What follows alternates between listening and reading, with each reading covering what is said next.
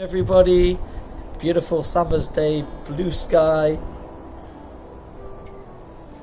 beautiful blue sky, and out here, taking a little break for a few minutes. For most of us, this is the first week back into reality, back into schedule, the new reality. Of course, many of us are working from home and are not working isolated. And I was just thinking to myself an idea which I was developing over Pesach. I wanted to share it with you. Maybe you find it some useful tips. And it's about Seder. Seder night is all about Seder, making order, Kaddish, Ruchos, the 15 steps which we go through on the Seder night, is to teach us about the spiritual growth and change needs to be in a Seder, needs to be organised in a structure. And I think to myself now, trying to organise my time management in this new world, and some tips which I've been learning about in the writings of the PSX Rebbe in the Student's Obligation. He tells us how to maximise our time and how to utilise time.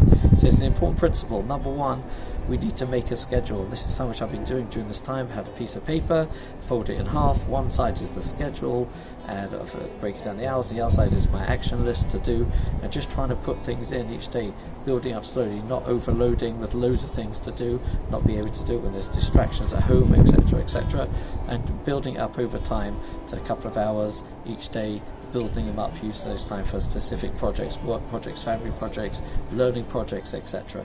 The other side is your action list of what I want to try and do this week and then today. General time management rules, but just doing now with a new focus of what's realistic now during this time.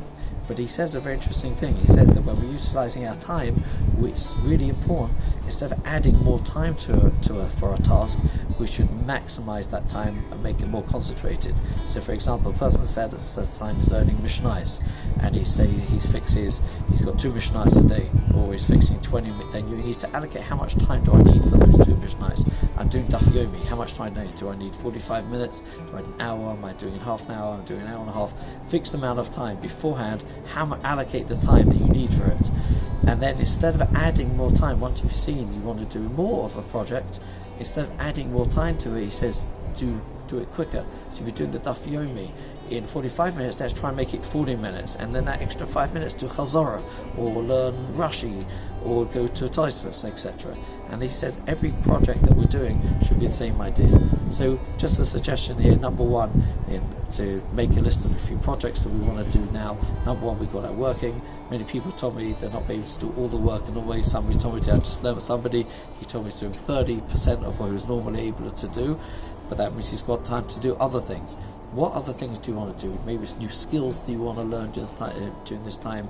There's courses online. Maybe there's dreams, all the things that we want to do we say we haven't got time for. Writing a book, or some exercise, to whatever the things are that we want to do. Here's a time with the families, opportune times for us during this time. So allocate a certain amount of time. Don't overdo it, not too much. Just allocate a certain amount of time for a few projects, those things we want to do, smaller amounts of time, instead of increasing that time to make it more focused and more productive during those times. It's just an idea, and I think it's important during this time, apart from our work obligations and also our learning obligations, but also time to do fun things, to keep besimcha. It's so important during this time to be besimcha.